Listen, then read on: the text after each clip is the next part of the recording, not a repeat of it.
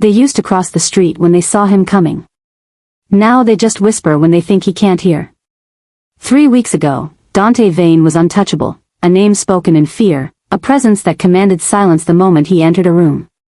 3 weeks ago, he turned his own conference room into a graveyard to protect me, executing 3 men who thought his attention to a housekeeper was a weakness they could exploit. 3 weeks ago, I signed a contract that bound me to his world, choosing visibility over survival, choosing him over safety. And that's when everything started to fall apart.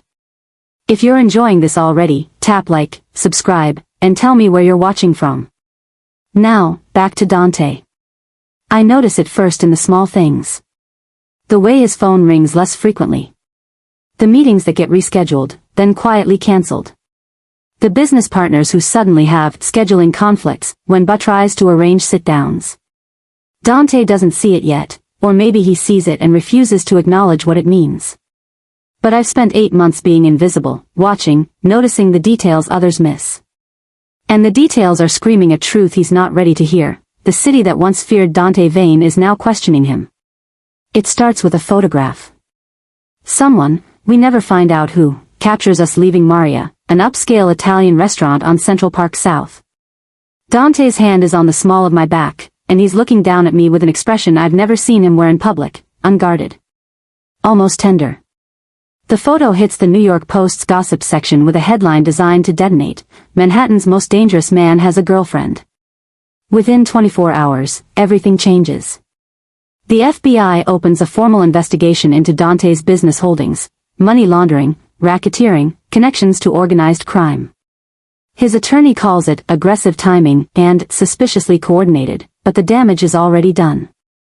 Federal agents start interviewing low-level associates, working their way up the chain. Bank accounts get frozen pending investigation.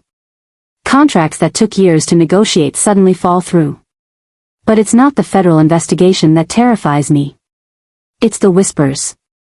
I hear them in the hallways when staff think I'm out of earshot. See them in the way Dante's remaining lieutenants exchange glances during meetings. Feel them in the sudden distance that's appeared between the man who once controlled Manhattan through fear alone and the empire he built on that foundation. They're questioning him. Not openly, no one's that stupid yet, but the doubt is there, spreading like rot through the organization. He's gone soft, someone murmurs in the kitchen when they think I'm not listening. 3 of his own men dead over a woman, another voice responds. That's not business. That's personal. And personal is weakness. I want to scream at them that they don't understand. That executing traitors isn't weakness, it's exactly the kind of ruthless control that built this empire. But I'm learning that perception matters more than truth in Dante's world. And the perception spreading through Manhattan's underworld is that Dante Vane has a vulnerability now. A pressure point. A weakness that can be exploited. The penthouse that once felt like a fortress now feels like a cage. I'm surrounded by luxury I never asked for, protected by armed guards who watch me with something between resentment and pity, trapped in a life where my presence is slowly destroying the man who killed to keep me safe. Kestrel moved back to our old apartment 2 weeks ago, unable to watch what I'm becoming, unable to forgive what Dante is. She texts me daily, begging me to leave, to see what everyone else sees, that love doesn't conquer all, it costs everything. And Dante, steel-eyed, controlled Dante who once commanded absolute loyalty through nothing but presence, is facing an enemy he can't intimidate. You can't shoot whispers. You can't execute rumors. You can't threaten perception into submission. I watch him stand at the floor-to-ceiling windows of his study, hands braced on the bulletproof glass, surveying the city that once belonged to him. The lights of Manhattan spread out below like a kingdom, but kingdoms fall. Empires crumble. And the man who was once untouchable is learning that sometimes the most dangerous wounds are the ones that don't bleed. They're testing me, he says without turning around. His voice is quiet, measured, but I can hear the tension underneath. Silas Thorne's Albanians hit one of our clubs last night. No casualties, but they took the safe. 30,000 in cash and they just walked out. My men didn't even try to stop them. Why not? Because they're waiting to see what I'll do about it. He finally turns to look at me, and there's something in his eyes I've never seen before, uncertainty. They're waiting to see if I'm still the man they should fear. I cross the study and stand beside him at the window. Our reflections ghost in the glass, him in his expensive suit, me in clothes I still can't believe I'm allowed to wear, both of us looking like we belong in this world even though we both know the truth. I'm the crack in his armor, and he's trying to hold an empire together while it fractures around us. Maybe you should, I start, but he cuts me off. Don't. His jaw tightens. Don't say I should let you go. Don't say this would be easier without you. Don't ask me to choose between you and everything I've built. What if that's the only way to save it? He takes my hand, the gesture almost unconscious, his fingers threading through mine with a familiarity that 3 weeks ago would have been impossible. Then let it burn, he says quietly. I've spent my entire life being untouchable. Being feared. Being alone. And I'm done. But even as he says it, I hear his phone buzz with another cancelled meeting, another business partner quietly distancing themselves, another crack in the foundation. The whispers are getting louder. The questions are becoming demands. And somewhere out there, Silas Thorne is watching, waiting, planning his next move against a king who's finally shown the world he has something to lose. 3 weeks ago, Dante Vane was untouchable. Now, the city is whispering his name. And in a world built on fear and reputation, whispers are more dangerous than bullets. Because you can survive a gunshot. But you can't survive becoming irrelevant. The newspaper lands on Dante's desk at 7 a.m., delivered by BAS with an expression I've learned means trouble. I'm sitting in the corner of his study with coffee and a book I'm pretending to read, trying to master the art of being present without being intrusive. 3 weeks into this new life and I still don't know where I fit. Dante picks up the post without comment, and I watch his face for a reaction. There isn't one. His expression remains perfectly neutral as he stares at the photograph, us, leaving Maria 3 nights ago, his hand on my back, looking at me like I'm something precious instead of dangerous. The headline screams above it in bold print, Manhattan's most dangerous man has a girlfriend. The silence stretches. BAS shifts his weight, waiting.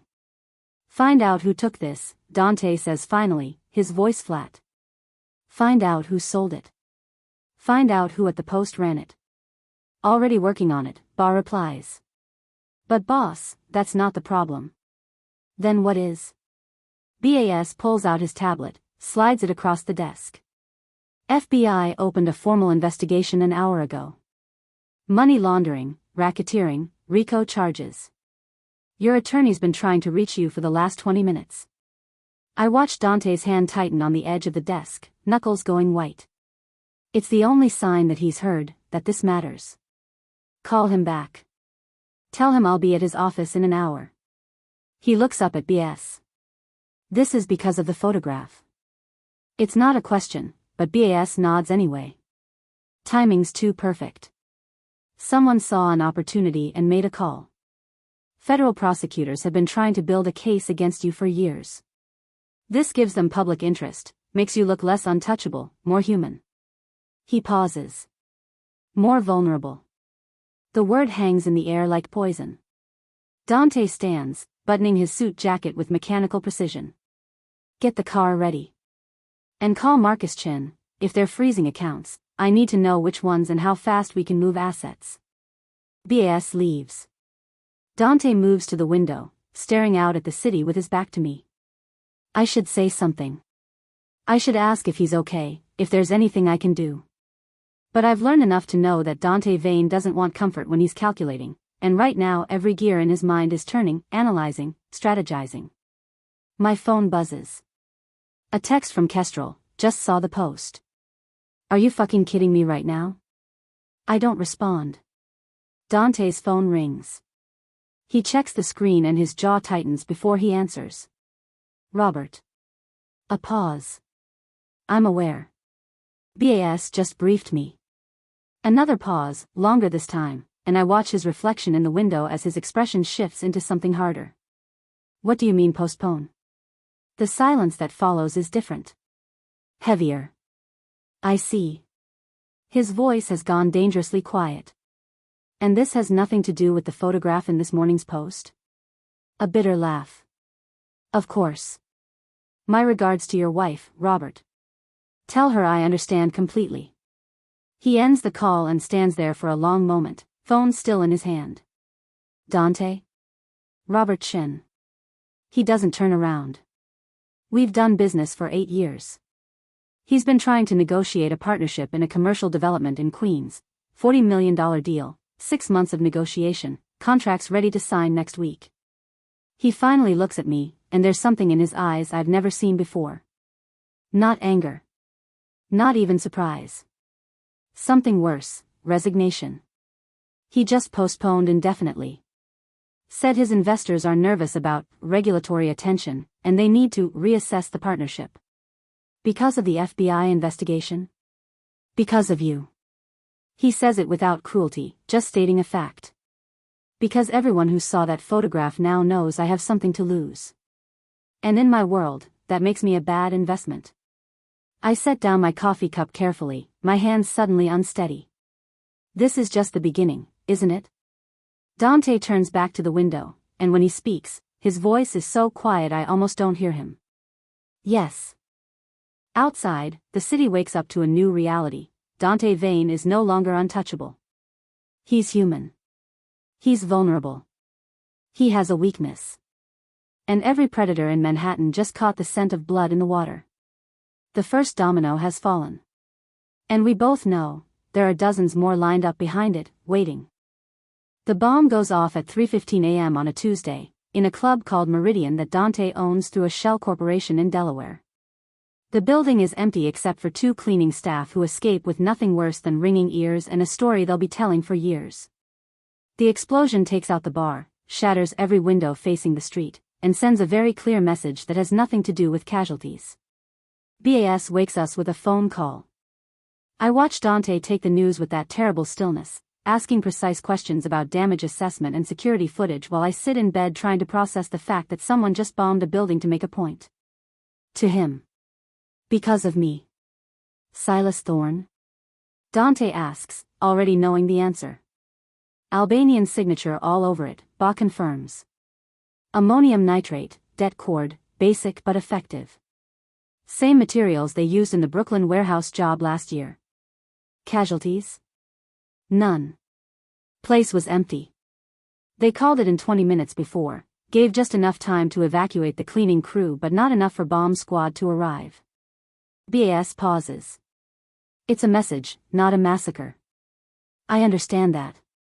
Dante's voice could cut glass. What's our response? The question hangs in the air for a long moment before Ba answers. That's what we need to discuss. The men are asking. I'll be there in 30 minutes. Dante ends the call and turns to me. Stay here. Don't leave the penthouse for any reason. Dante. Not now, Sloane. He's already moving, getting dressed with mechanical efficiency. Suit, tie, cufflinks, armor for a war I'm beginning to understand he might not win. We'll talk when I get back. But he doesn't come back until evening, and when he does, he looks like a man who's spent the day holding back a flood with his bare hands. The federal investigation compounds everything. I watch the news in the penthouse while Dante is gone, see the footage of FBI agents leaving the Meridian with boxes of files, interviewing anyone who'll talk. They start with bartenders and bouncers, work their way up to managers and accountants. Each person they interview is one more crack in the foundation, one more potential weakness in an organization built on loyalty enforced by fear. And fear is eroding. Kestrel shows up unannounced that afternoon, bypassing security with a visitor's pass she still has from when we first moved in. She finds me in the living room, watching Manhattan stretch out below us like a kingdom under siege.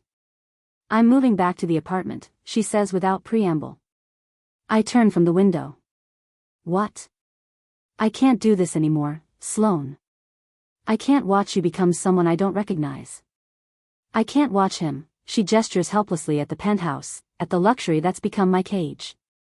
A building got bombed last night. The FBI is investigating him. And you're just sitting here like this is normal. It's complicated. It's not complicated. It's insane. Her voice breaks. You think you love him. Maybe you do. But this isn't love, it's Stockholm Syndrome or something. He killed 3 people, Sloane. He controls everything in your life. And now his world is falling apart and you're going down with it. He's protecting me. He's destroying you. She pulls out her phone, shows me something, screenshots from social media, articles, forum discussions. All of them speculating about the photograph, about Dante's mysterious girlfriend, about whether Manhattan's most dangerous man has finally met his match. You're famous now. In the worst possible way. People are digging into your life, our lives. Someone found Mom's obituary and posted it with theories about why you're with him. There are photos of our old apartment building on Reddit. The words hit like physical blows. I hadn't thought about that, about what visibility in Dante's world would mean for the life I left behind, for the people connected to me. I'm sorry, I whisper. I don't want sorry. I want my sister back. Kestrel's eyes are bright with unshed tears. The one who protected me, who worked herself to exhaustion to pay Mom's bills, who survived on nothing because she was too proud to ask for help. Not this. Not someone who watches empires crumble and calls it love. Kes. I'm leaving. Tonight. Back to the apartment, back to my life. You can call me when you're ready to do the same. She heads for the door, then stops. He can't fix this, Sloane. No amount of money or violence or control can fix what's happening. And the sooner you see that, the sooner you can save yourself. She leaves. The penthouse feels enormous and empty without her. When Dante returns that evening, I'm still standing at the window. He pours himself 3 fingers of whiskey, drinks it in one swallow, and pours another. Robertson wasn't the only one, he says quietly. 2 more partnerships suspended today. The Thompson development, the Newark port contract. Both citing regulatory concerns. He laughs, but there's no humor in it. Regulatory concerns. They mean they don't want to be photographed next to me when the indictments come. Dante, maybe we should. Don't. The word is sharp. Whatever you're about to suggest, don't. This is temporary. The FBI will find nothing because there's nothing to find that can be proven. Thorne made his gesture, now he'll wait to see my response.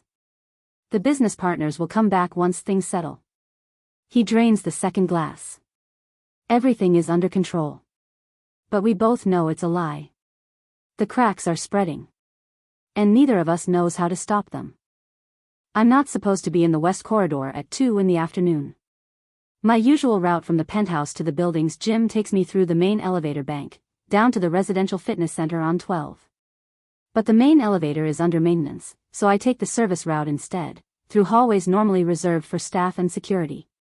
That's how I hear them. 2 voices, low and urgent, coming from an alcove near the emergency stairs.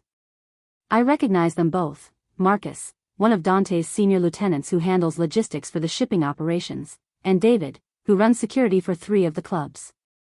Men who've been with Dante for years, who were in the conference room 3 weeks ago when he discovered the betrayal, who survived the purge. I should keep walking. Should announce my presence, make noise, do anything except what I do, which is stop and listen. Can't keep going like this, Marcus is saying. Chin pulled out. Thompson's gone. Newark stalled. That's $40 million in partnerships just evaporated in 2 weeks. Because of the photograph. David's voice is bitter. Because he can't keep his personal life separate from business. It's more than that. The feds are interviewing everyone. They froze 3 accounts yesterday, accounts we need for payroll, for operations. People are getting nervous. People have been nervous before. Not like this. A pause, and I hold my breath in the silence. He executed 3 of our own, Marcus. 3 men we worked with for years. And for what? Because they arranged a message? Because they tried to remind him that emotions are liabilities in our world? They betrayed him. They tried to protect the organization. There's a difference. David's voice drops even lower, and I have to strain to hear. I'm just saying, maybe they weren't wrong. Maybe he's not the same anymore. Maybe the boss we knew wouldn't have let one woman derail everything we've built. The words hit me like a physical blow. Not because they're cruel, but because they're honest.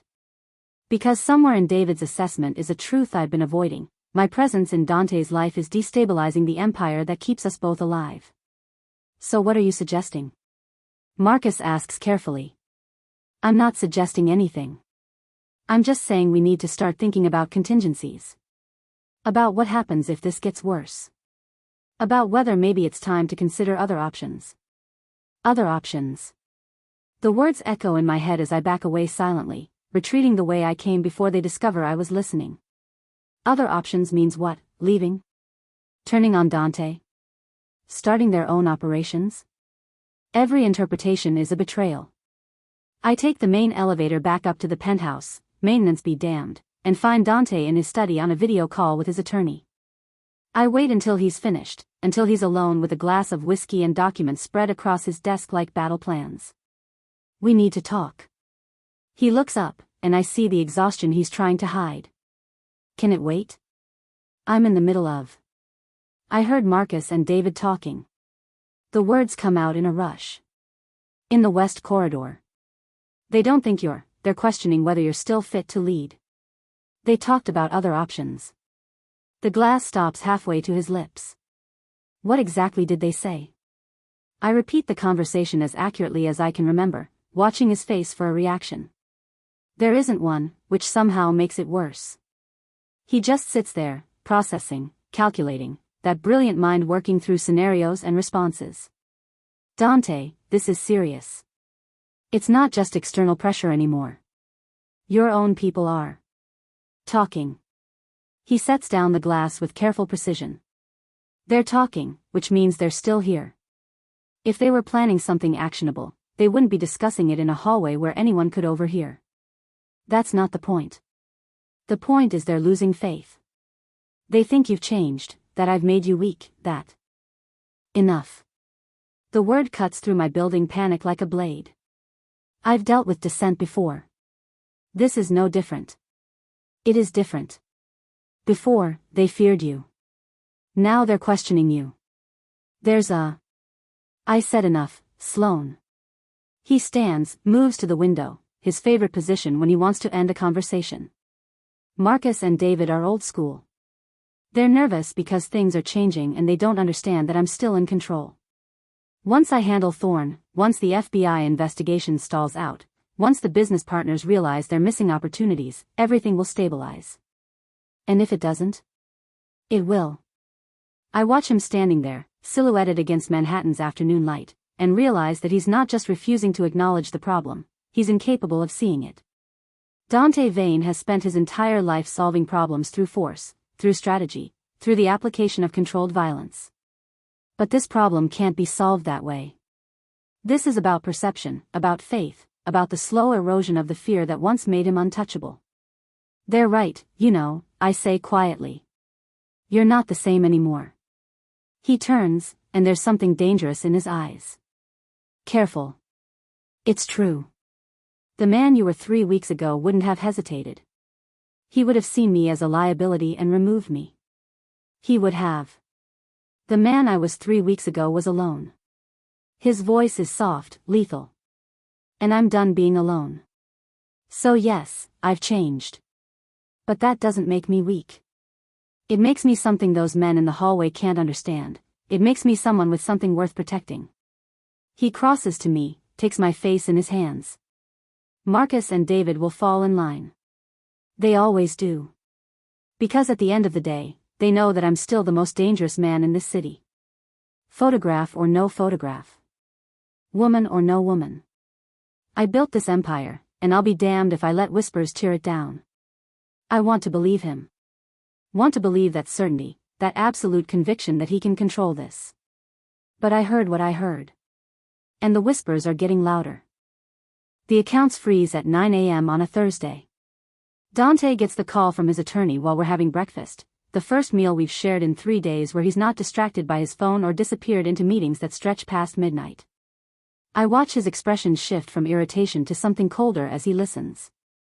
All of them? A pause. That's $8 million in operating capital. How long until we can? His jaw tightens. 6 weeks minimum. I see. File the motions. I'll have Marcus reroute funds from the offshore accounts. He ends the call and sits there, fork suspended over eggs he's no longer interested in eating. The FBI? I ask, though I already know the answer. Federal asset forfeiture. They're claiming the accounts are connected to racketeering operations. They can't prove it, but they don't have to, not yet. They just have to freeze everything while they investigate. He sets down his fork with careful precision, the kind of control that signals barely contained rage. This is harassment. They know they can't build a case, so they're trying to suffocate operations until someone panics and makes a mistake. Will it work? His eyes meet mine. No. But I hear the uncertainty underneath the confidence. The article drops 2 hours later. Vanessa Chen, no relation to Robert, though the coincidence feels deliberate, publishes a 10,000-word investigation in The Atlantic titled, The Ghost King of Manhattan, How Dante Vane Built an Empire on Fear and Corruption. It's exhaustively researched, connecting dots between unsolved crimes spanning 15 years. A dock worker who disappeared after threatening to report safety violations at a Vane-owned warehouse. A real estate developer who died in a suspicious car accident 3 days before he was set to testify about construction fraud. A series of fires in buildings that were later purchased by Vane shell corporations at below-market rates. None of it is provable. All of it is damning.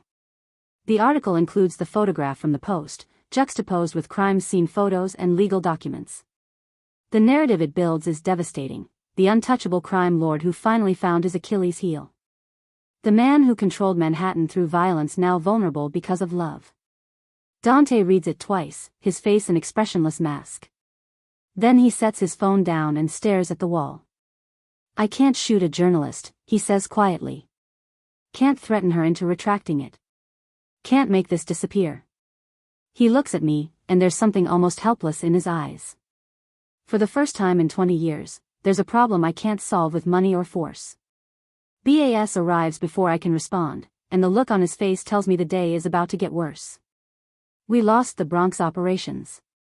He doesn't soften the blow. 3 street corners we've held for 6 years. The Albanians moved in this morning. Our guys they walked away. What do you mean walked away? Dante's voice is dangerously soft. I mean they didn't fight. Thorne's people showed up with twice the numbers and our enforcers just left. No shots fired, no confrontation. They abandoned the territory. BAS pulls out his tablet, shows surveillance footage of exactly that, men in Vane's employ literally walking away as Albanians took over their corners. I talked to one of them. He said they didn't think you'd back them anymore.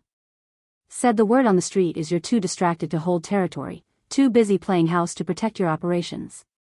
The silence that follows is absolute. I watch Dante's hands curl into fists, watch the rage build behind his carefully controlled expression. This is what he understands: territory, power, the currency of fear and respect. This is the language of his world, and his own men are speaking against him. Get them in here, Dante says, his voice like ice. All 3. I want to know exactly what they think I'm too distracted to do. Boss. Now, bah. After BAS leaves, Dante stands and paces to the window. His usual position, but this time he doesn't look powerful surveying his kingdom, he looks like a king watching it slip away.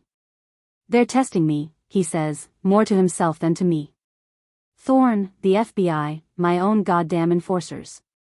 Everyone's testing me because they think one photograph, one woman, one moment of being human means I've lost my edge. I move to stand beside him. Below us, Manhattan goes about its morning, oblivious to the empire crumbling in this penthouse. What if they're right?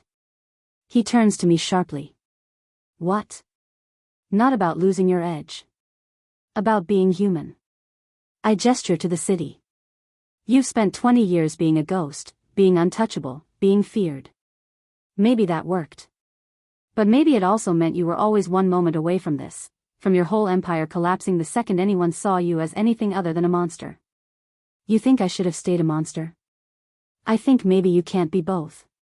Maybe you can't be the man who holds this empire together and the man who, I stop, not sure how to finish that sentence. Who loves you? He says it quietly, the first time he's actually used that word. You're right. I can't be both. So I'll be the man who loves you and figure out how to hold the rest together afterward. But as I watch him standing there, rage simmering beneath iron control, I wonder if that's possible.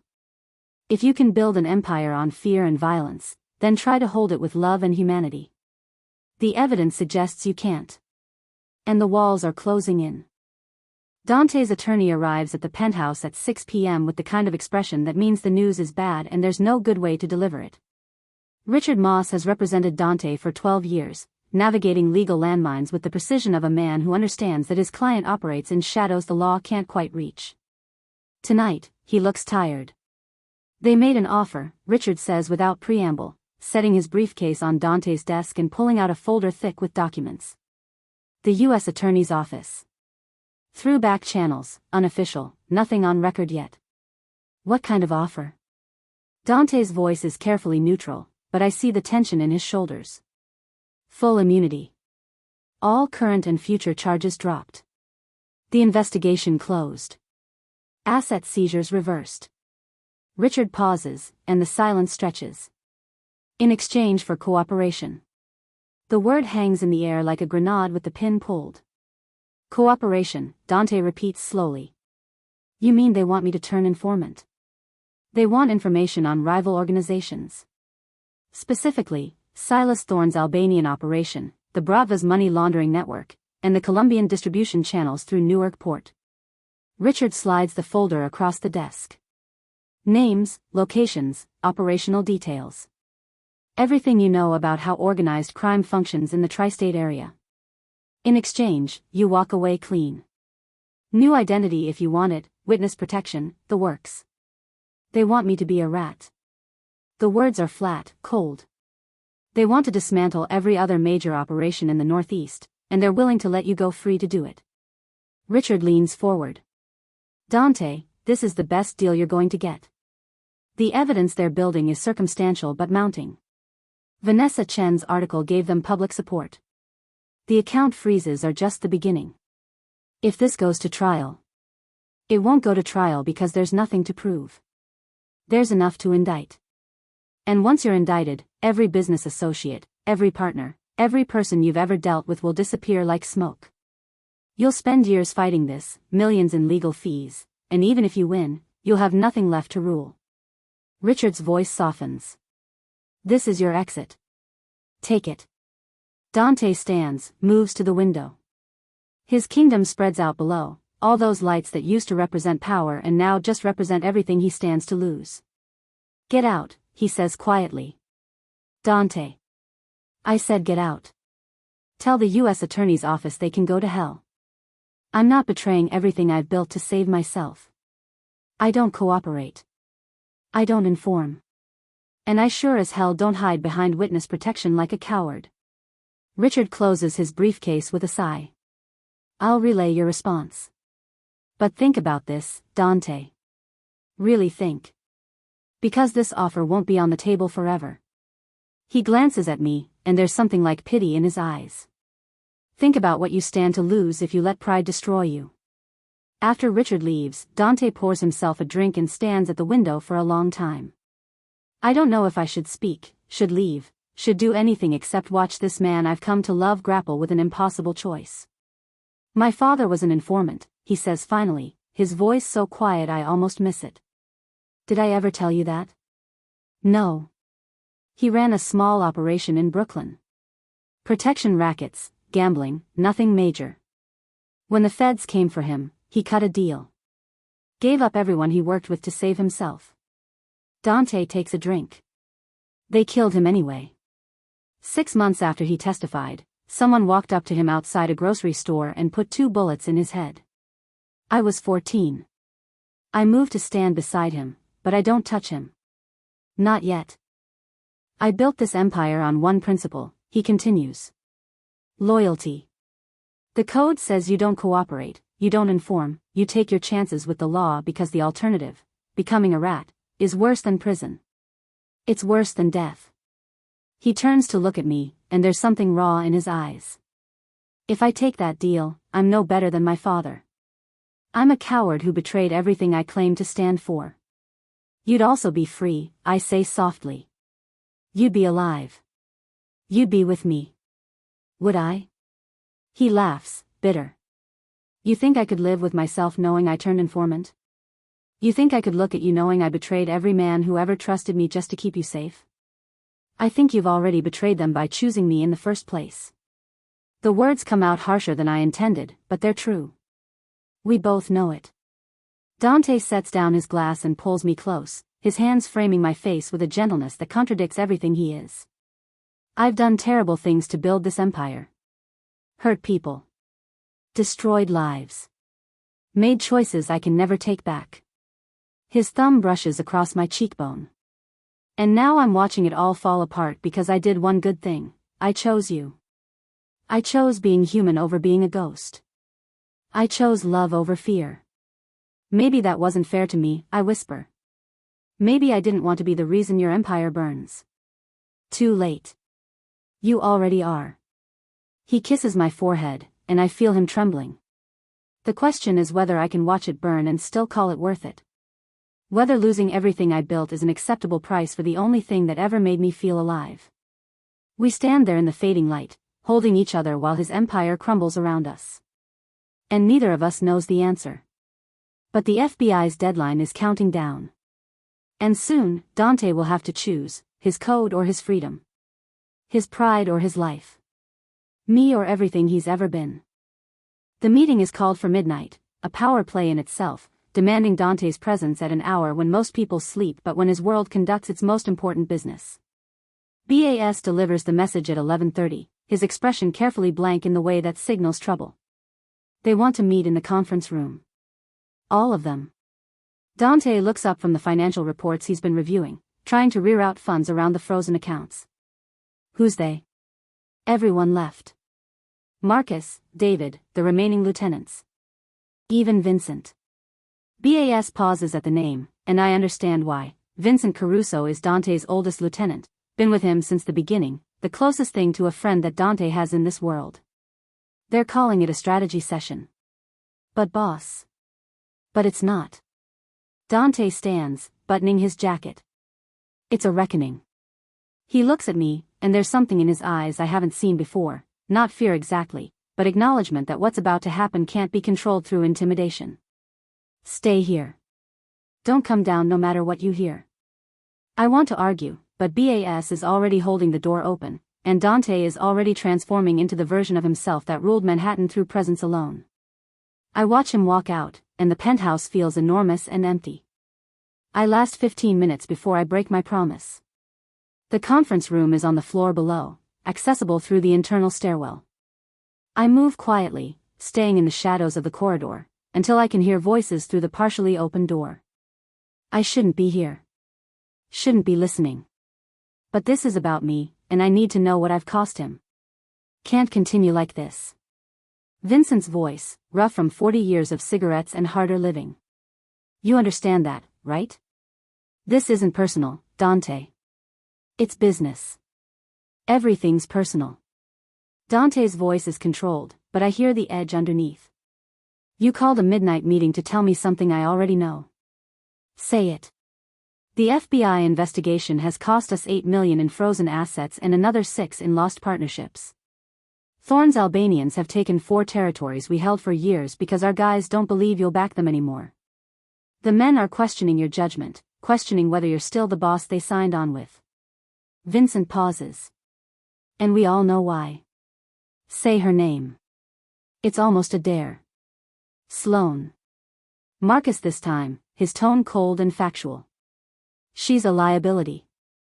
Every day she's with you, we lose ground. Business partners won't meet with you. The feds are building a narrative about your humanization that makes prosecution easier. Our own enforcers walk away from confrontations because they think you're distracted. So what are you suggesting? Dante's voice has gone dangerously quiet. End it. David, blunt as always. Publicly. Make it clear this was a temporary distraction, a mistake in judgment. Send her away with enough money to live comfortably and return to being the man this organization needs. The man who doesn't have weaknesses people can exploit. The silence that follows is absolute. I hold my breath, waiting. And if I refuse? Dante asks. Then we take our operations independent. Vincent says it gently, but the words are a knife. We walk away, Dante. Not as enemies, not with violence, just walk away. Marcus takes his logistics network. David takes his security operations. I take the real estate portfolio. We go our separate ways before this sinking ship takes us all down. You're staging a coup. We're offering you a choice. Vincent's voice hardens. You built this empire, Dante. You earned every ounce of respect and fear that holds it together. But that empire is collapsing because you chose one woman over the principles that made you untouchable. So choose again. Choose correctly this time. Correctly. Dante repeats the word like it's a foreign language. You mean choose to be alone. Choose to be the monster you all need me to be. We need you to be the boss we followed for 15 years, Marcus says. The man who didn't let emotions compromise the organization. The man who understood that love is a luxury we can't afford in this world. I hear footsteps, Dante pacing. And if I choose her? Then we're done. Vincent's tone is final. 48 hours, Dante. You make your decision, make it public, and we all live with the consequences. But understand, if you choose her, you're choosing to lose everything else. Your organization, your empire, your legacy. All of it walks out that door. Because of a woman. Because you let that woman make you vulnerable. And in our world, vulnerability is death. Vincent pauses. I love you like a brother, Dante. I've followed you into hell and back. But I won't follow you into oblivion because you fell in love with your housekeeper. The words hit me like physical blows. Not because they're cruel, but because they're true. Everything they're saying is true. I am the reason his empire is crumbling. I am the liability, the weakness, the crack in the armor that's letting everything fall apart. 48 hours, Dante says finally. I'll give you my answer. Make it the right one, Vincent says. For all our sakes. I retreat before they emerge, running up the stairs and back to the penthouse before anyone sees me. I'm standing at the window when Dante returns 20 minutes later, and the exhaustion on his face tells me everything I need to know. You heard, he says. Not a question. I heard. He pours a drink, drains it, pours another. They're not wrong. About any of it. You are costing me everything. And they have every right to walk away if I won't make the choice that protects the organization. So make it.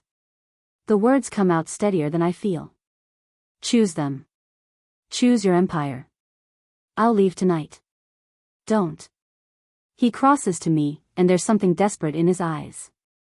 Don't make this easier. Don't be noble. Because if you offer to leave, I might have to let you. And I don't know if I can survive that. We stand there in the early morning darkness, 48 hours ticking down like a bomb neither of us knows how to defuse. His empire or his heart. His legacy or his love. And for the first time, I'm not sure which choice he'll make. I wait until he's in the shower the next morning before I start packing. Not everything. I came here with almost nothing and that's what I'll leave with. The clothes he bought me stay in the closet. The jewelry he insisted on giving me stays in the drawer. I take what's mine, a few personal items, the photo of my mother that's been on the nightstand, the worn copy of The Great Gatsby that Kestrel gave me years ago. I'm folding a sweater into my old duffel bag when Dante emerges from the bathroom, dressed in slacks and a shirt he hasn't buttoned yet, and stops dead. What are you doing? What I should have done when Vincent gave you the ultimatum. I don't look at him, just keep packing. I'm making the choice you can't. Sloane. 48 hours, Dante. That's all you have. And we both know what you're going to choose, what you have to choose. So I'm saving you the trouble of having to tell me to leave. My hands are shaking but I keep moving, keep packing. I'll go back to the apartment. Kestrel will take me in. You make your public statement about ending our relationship, get your people back in line, and we both move on. He crosses the room in 3 strides and grabs my wrist, stopping me mid-motion. Stop. Let me go. No. His grip isn't painful but it's immovable. You don't get to make this decision for me. Someone has to. I finally look at him, and the words come spilling out with 4 weeks of accumulated guilt and fear. You're losing everything because of me. Your business partners, your territories, your own lieutenants are walking away because you chose me over your empire. Vincent's right, I'm a liability you can't afford. Don't you dare. It's true. Every word they said is true. The FBI wouldn't be investigating if it weren't for that photograph. Thorne wouldn't be moving on your territories if he didn't think you were distracted. Your own men wouldn't be questioning you if you hadn't executed 3 people to protect me. I pull my wrist free. I'm the reason your empire is collapsing. Me. So I'm removing the problem. You're not a problem. His voice rises, frustration bleeding through the control. They are. Vincent, Marcus, David, they're the ones making this an ultimatum instead of trusting that I know what I'm doing. Do you? The question hangs between us. Know what you're doing? Because from where I'm standing, you're watching everything you built fall apart and refusing to acknowledge that maybe they're right. Maybe you can't be both the man who rules through fear and the man who, I stop, unable to finish. Who loves you? He says it like a challenge. Say it, Sloane. The man who loves you. That's what you can't reconcile, isn't it? That I could be capable of both. You're losing everything because of me, I repeat, quieter now. I'm losing everything because of them. His jaw tightens. Because they gave me an ultimatum instead of standing with me. Because they looked at one woman in my life and decided that made me weak instead of realizing it makes me more dangerous. Because they confused vulnerability with weakness and decided to walk away instead of fighting. He grabs my bag and throws it across the room. There's a difference. Is there? I'm shouting now, all the fear and guilt erupting. You tell me, Dante. What's the difference between losing everything because I'm in your life and losing everything because you chose to keep me in your life? Because from where I'm standing, it's the same result. Your empire burns either way. Then let it burn. He's shouting too, the control finally shattering. Let them walk away. Let Vincent take his real estate and Marcus take his logistics and David take his security. Let the FBI investigate. Let Thorne think he's won. Let every business partner who abandoned me stay gone.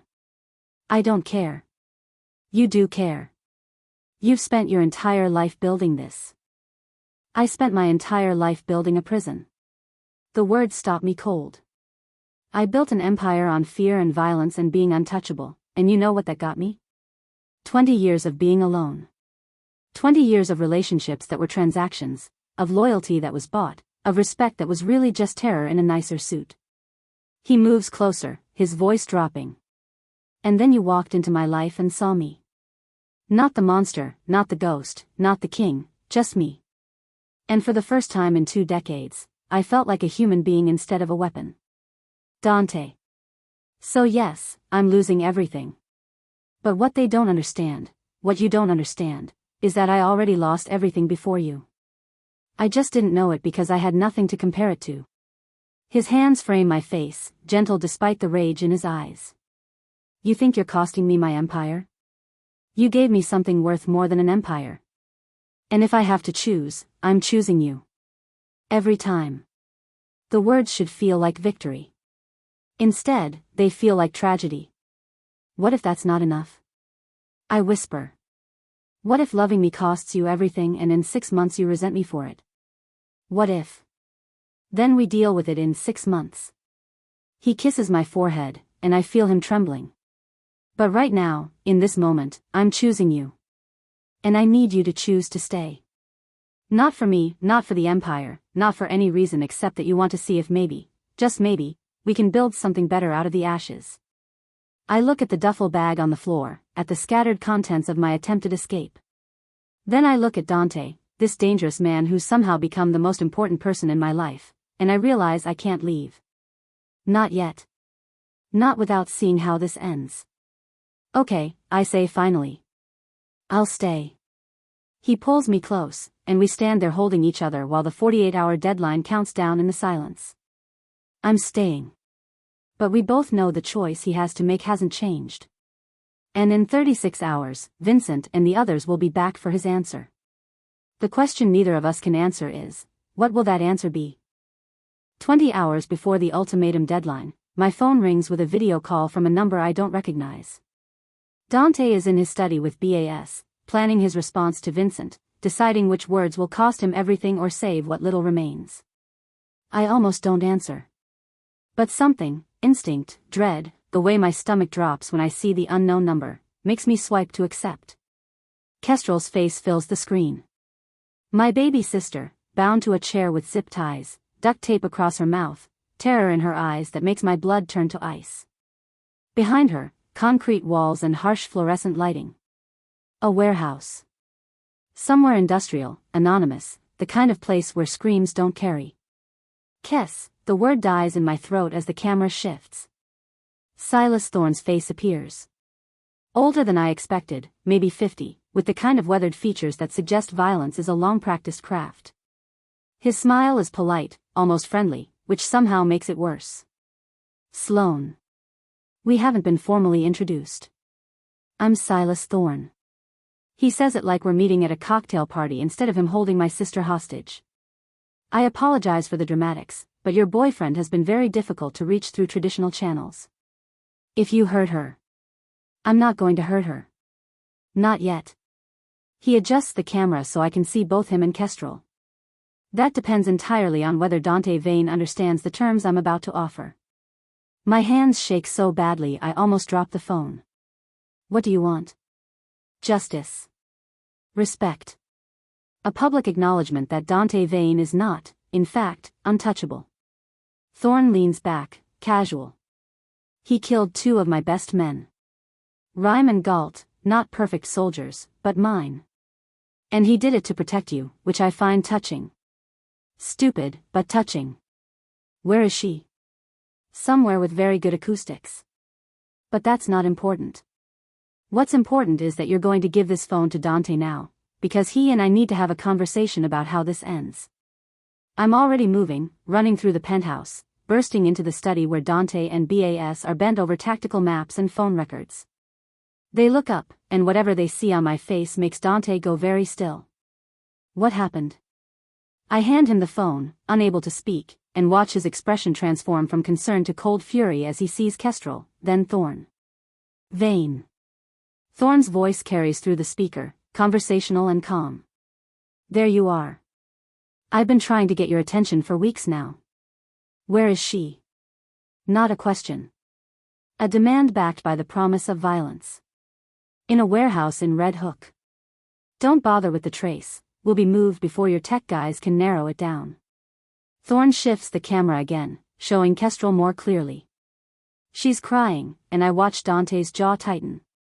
Pretty girl. Shame she's related to your liability. If you touch her. I'm going to do more than touch her, Vane. I'm going to kill her. Unless you do exactly what I say. Thorne leans forward, and his smile disappears. You cost me 2 good men and a lot of respect. Made me look weak in front of the other organizations.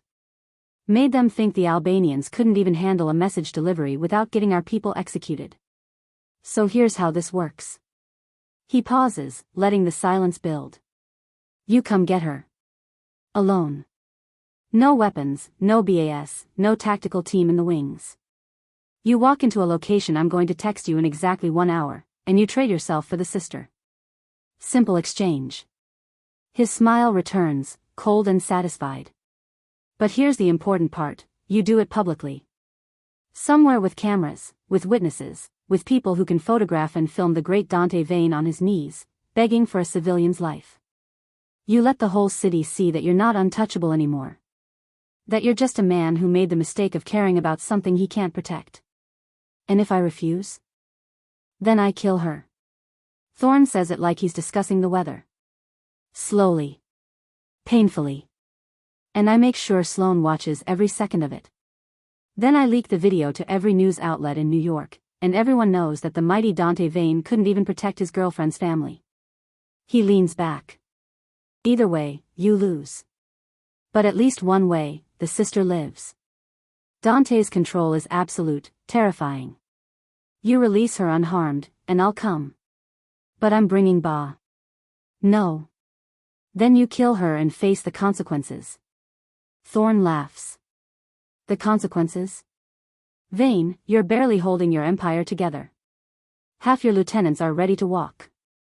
The feds have you under investigation. Your business partners won't return your calls. What consequences can you deliver from a throne that's already collapsing? Try me. The silence stretches. I watch Thorne's expression shift, calculating, weighing options. Finally, he nods. Fine. You can bring BS. But just him. And if I see anyone else, any tactical team, any backup, any clever tricks, I kill the sister and disappear before you can blink. Understood? Understood. Good. The location drops in 1 hour. Come alone, come humble, and maybe everyone walks away from this. Thorne's smile turns vicious. Well, not everyone. You'll be too busy explaining to the world why you went to your knees for a college student. But at least she'll be alive to hear about it.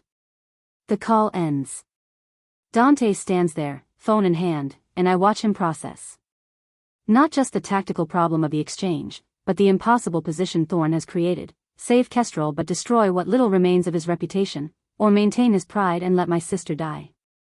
We have 1 hour, Boss says quietly. Dante looks at me, and I see the decision already made in his eyes. Call Vincent. Tell him the 48 hours just expired. I'm making my choice. And I realize, this isn't just about rescuing Kestrel. This is about Dante Vane proving to the entire city exactly what he's willing to sacrifice. Everything.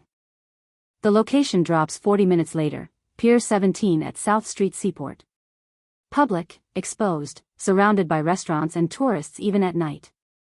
Cameras everywhere, security, phones, the kind of visibility that turns private moments into viral content.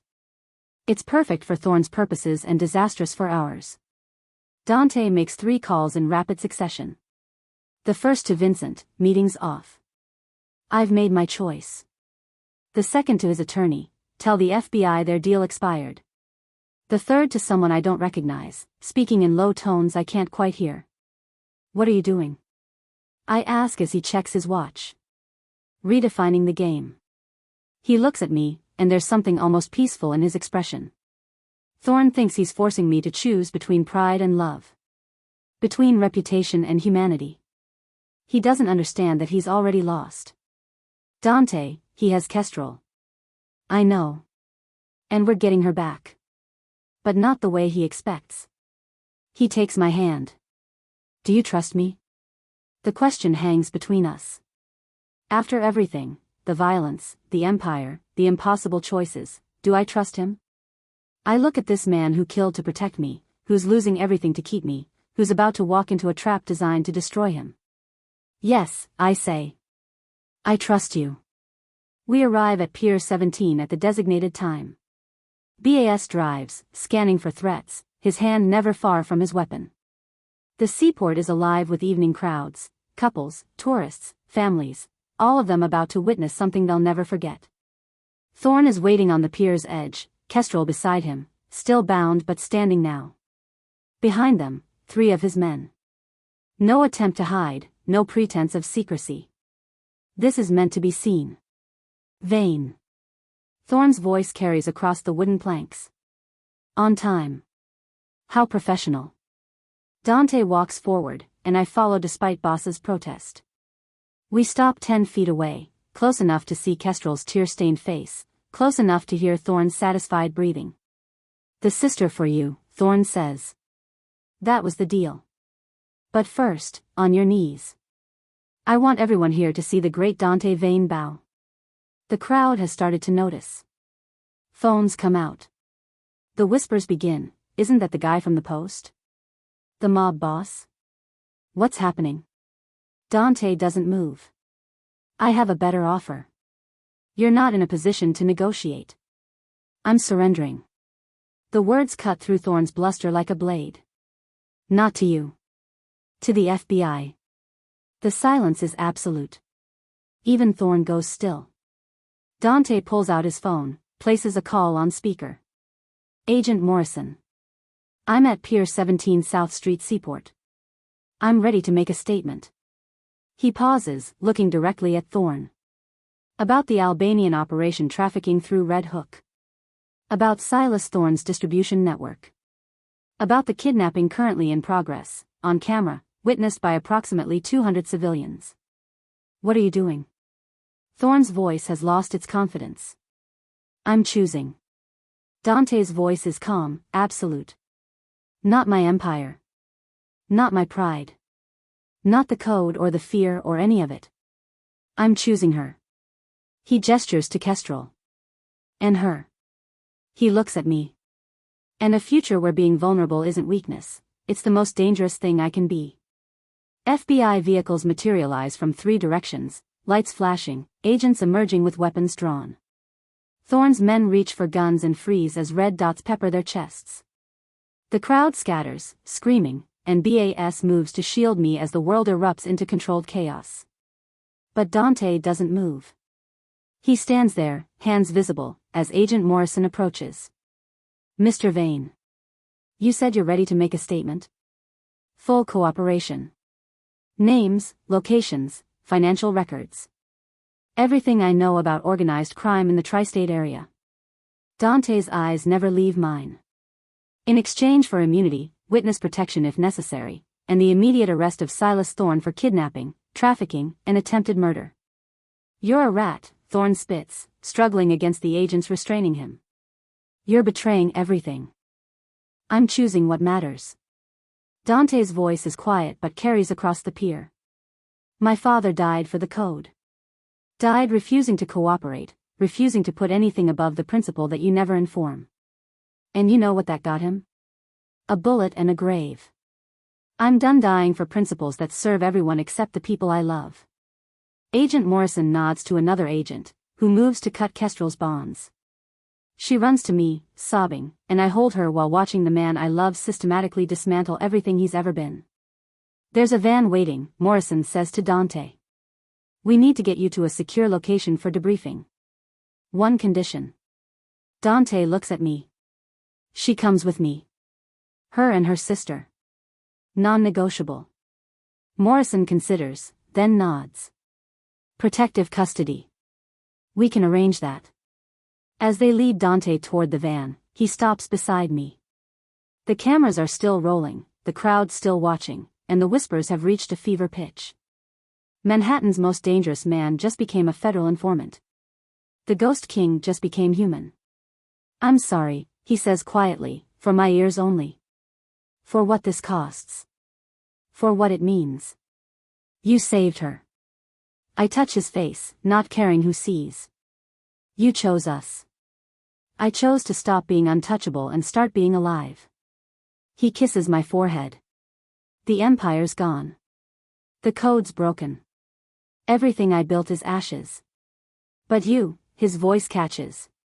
You're still here. And that's worth more than every kingdom I ever ruled. They take him away. BAS, loyal to the end, follows at a distance. Kestrel clings to me as Agent Morrison explains what happens next: safe houses, new identities, witness protection protocols. But I'm watching the crowd, listening to the whispers that are already spreading like wildfire through Manhattan. Dante Vane surrendered. Dante Vane turned informant. Dante Vane chose love over the code. The whispers will never stop. But they've changed. Because sometimes the most dangerous thing you can do is let the world see you care. And sometimes being untouchable means being willing to lose everything for what makes you human. Dante Vane is no longer the Ghost King of Manhattan. He's a man who made an impossible choice and survived it. Whether that's the beginning of something better or the slow end of everything remains to be seen. But as I follow Agent Morrison toward the van, Kestrel's hand in mine and Dante's silhouette ahead, I realize something: we're all still breathing. Still together. Still alive. And in Dante Vane's world, that's as close to a happy ending as anyone gets. He ruled through fear. He fell because he chose to care. In a world built on power, love is the most dangerous rebellion of all. If this story moved you, red heart like to support the next chapter. Bell subscribe for more dark, cinematic stories. Speech balloon comment: was Dante right, or should he have stayed untouchable?